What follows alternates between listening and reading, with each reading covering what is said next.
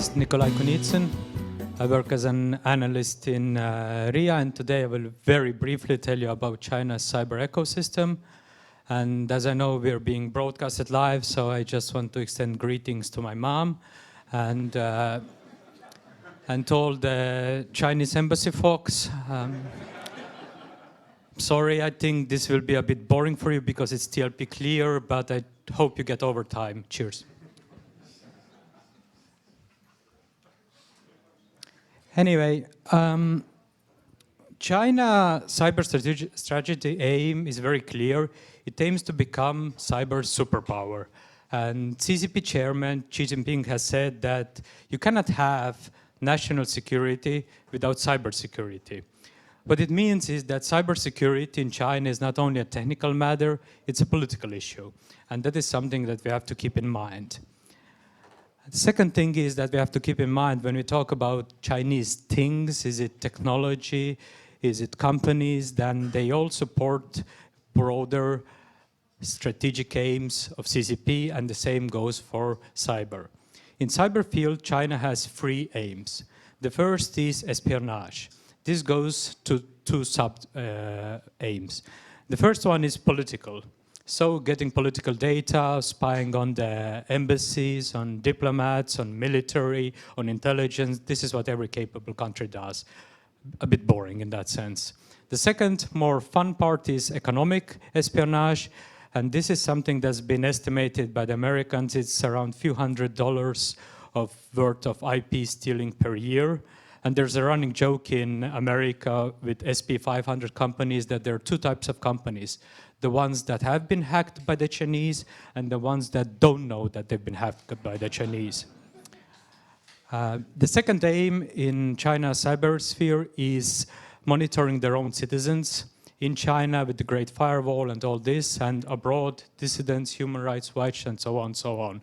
That's also, in a way, a bit boring, in a sense that every capable country does it. The third one is the most interesting one that has been mostly present in the last few years. It's something called pre-positioning. It's where you put yourself in adversary country critical infrastructure network, in a sense that you can disrupt some critical infrastructure services whenever it's necessary. And this is something that worries a lot of people. So we all know that China is big, which means that their cyber stuff must be big also. So how big is it? FBI says it's bigger than all other competition combined. To put it more bluntly, the FBI has estimated that China, by manpower, has 50 to 1 compared to US. Just imagine that scale, 50 to 1. But okay, we know there's a lot of Chinese. Are they good also? Well, according to latest Microsoft, digital defense report, I think from October, then they just put it very bluntly. If you look at China, then the breadth and scale of Chinese target and cooperation stand out from other nation states. If you add here Google mandate assessment that China's offensive capabilities are out of this world, meaning they're better than the other ones, then we already get some worrisome picture. And these are not just opinions, this is a fact. If you look at nation states which explore zero-day vulnerabilities, then China is the biggest one of them. So, what makes it so special? We know what they want, we know what exactly are they doing, but what are those exact tactics that makes them so good? There are three different reasons. One is the aim that I mentioned. If you look at the other three big cyber actors, if you look at Iran, then Iran's main aim is to keep the regime running. If you look at North Korea, it's to steal money, mostly cryptocurrency, to buy weapons for the regime. If you look at Russia, it's a bit similar to China. They serve their geopolitical interest, but at the same time, they're more disruptive. If you look at what they do with critical infrastructure in Ukraine, for example. China plays more long-term game. Their aim is to be hidden in the networks as long as possible, so living off the land. Their aim is to gather as much data as possible. At the same time, they target a lot of edge devices, and this is one of those keys that they try to get to those devices that are not monitored so well, through which you can get into the system. And the third part, which is probably one of the biggest one, is the whole Chinese cyber ecosystem that I will tell you in a moment. But to get out of theory, some maybe very known examples for you that might be a bit boring, but I'll still go over to them just to show you the breadth and scale of those operations. So Volt Typhoon is a campaign that is directly related to PLA, so Chinese Army, and they exploited zero-day vulnerabilities on edge devices, and the aim was to pre-position themselves in critical infrastructure in the US. I know, boring, we all know that, sorry. Salt Typhoon, something that is related to MSS, so the Ministry of Security in China, and it started as a telcos hack in the United States, and the fun fact is that to one telco that got in with valid login credentials, which means it was not some complicated zero-day, they just stole somebody's password and user, and this is worrisome, but keep your cyber hygiene in mind. Anyway, this escalated to, let me check, 600 companies in 80 countries. So it was a huge hack, of course. And what is interesting about this is because when later those companies were outcalled who did it, it turns out they were not government agencies, but they were private companies, some of the front companies. A third cool group in China is Mustang Panda. And this group has been very active for more than 10 years. And they're pretty cool because they're across the world. They target everything that's politically sensitive, starting from NGOs, think tanks, universities, diplomats, embassies, and so on. And usually their initial access vector is spear phishing emails. So once again, nothing too complicated, but it's pretty cool. But this is just from the last few years. There has been so many more serious incidents.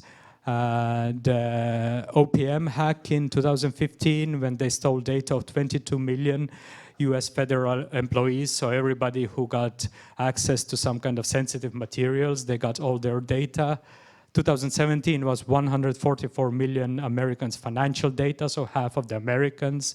And probably the most known hack is 2021 by a group called Hafnium, which exploited tens of thousands of companies worldwide and led to the first international joint attribution by EU, NATO, and other countries.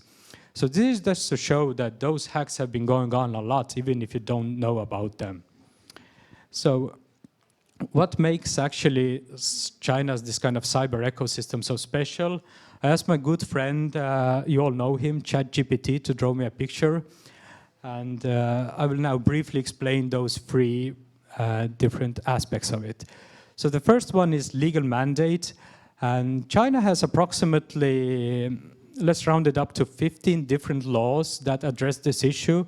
But basically what these laws say, if you're a Chinese citizen, if you have a Chinese company, and it doesn't matter if it's in China or abroad, you have to give the data you have to the Chinese government and to the intelligence agencies. So when you use those products, theoretically Chinese authorities have access to that. And the very interesting case here is actually, I'm not sure if you know this, there is a cool startup called Manus. It became prominent around last year around the same time as DeepSeek. It was one of the leading AI companies that started to develop agents. And it got very good at it. And it was a Chinese company founded by Chinese citizens. PI was developed in China. And, well, it is what it is. But then American VC money got interested in it. So what did the company did? It registered itself to Singapore. So now it's a Singaporean company run by Chinese person. And I think it was 29th or 30th of December, Meta officially made an announcement that they want to buy Manus for every startup builder dream, $2.5 or $2.6 billion. Yippee-ki-yay, right? Well, no. Chinese government said, stop, we need to think about it if we allow this sale. Based on what? It's not a Chinese company anymore. But this is what Chinese do with their legal ecosystem. In their opinion, if you have some connection to China, then you cannot sell this company without government permission. It's still ongoing. We don't know how it's going to be resolved. Another key factor in the legal system is reporting vulnerabilities to the ministry and to the national CERT. So if in any other country you find a vulnerability reported to the vendor, they patch it, then they release it, and everybody patches. That's not the case in China. And there are documented reports of those vulnerabilities actually being exploited in the wild. Curious cases, by the way, that did you know, we all know TikTok, right? Do you know that Chinese CERT has 1% stake in TikTok? Why? Well, you know why actually, but okay. The last part of this legal ecosystem is the fact that if your company becomes a bit important, then you have legal obligation to have a CCP, Chinese Communist Party branch in your company to see that you're aligned with the party and the country interest. So you can see that every company that becomes bigger has to align with this.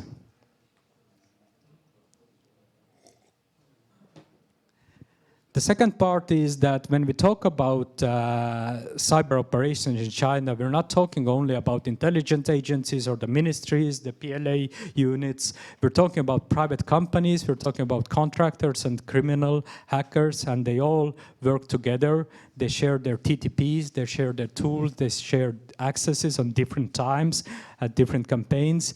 So actually, this is one of the key messages I'm trying to convey here. When we're talking about China and cyber, we're not talking anymore about nation-state actors only. We're talking about the whole ecosystem that is working towards you. And actually, I don't have a lot of time to explain the big difference between front companies and private companies in China's context. But actually, there are front companies that are, well, as the name says, it's a front company for MSS or PLA, which then allows credible deniability for the Chinese state about the different cyber operations.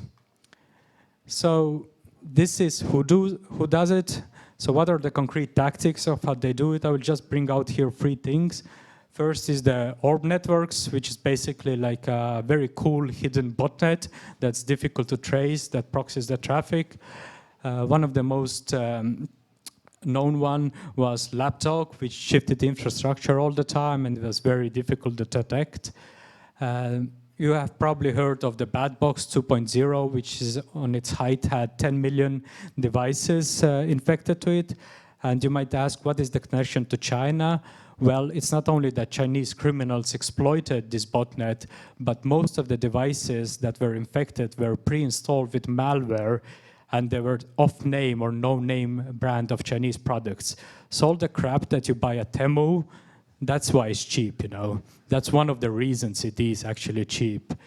And at the height, like I said, it had 10 million devices, over 7,000 devices in Estonia. But now we have even cooler thing, Kimwolf. Not sure if you have heard about it. It's pretty new. It became more prominent this month.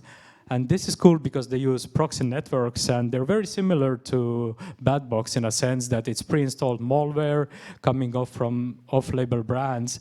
But this Kimwolf botnet is, what makes them cool is that they actually can, through one infected device, they can infect other devices that are vulnerable to, which has a certain vulnerability. So basically, a friend comes to your place, he connects your his phone to your Wi-Fi, and you have a TV box that you bought from Amazon even for $40 or something like that. It can infect that device.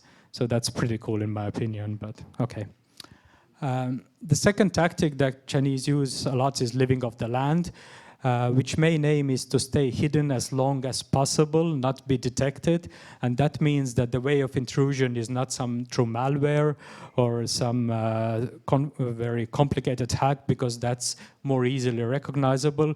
But you either get in through supply chain, or you use some legitimate software, or you steal login credentials. And that's the reason, because then you're undetected, you route your traffic through some normal kind of looking things, and then it's very difficult to detect you. A real life example of that is Toolshell. It was 2 0 days combined, so an exploit chain that happened last year, and it allowed full remote takeover. 400 companies worldwide are known to be affected.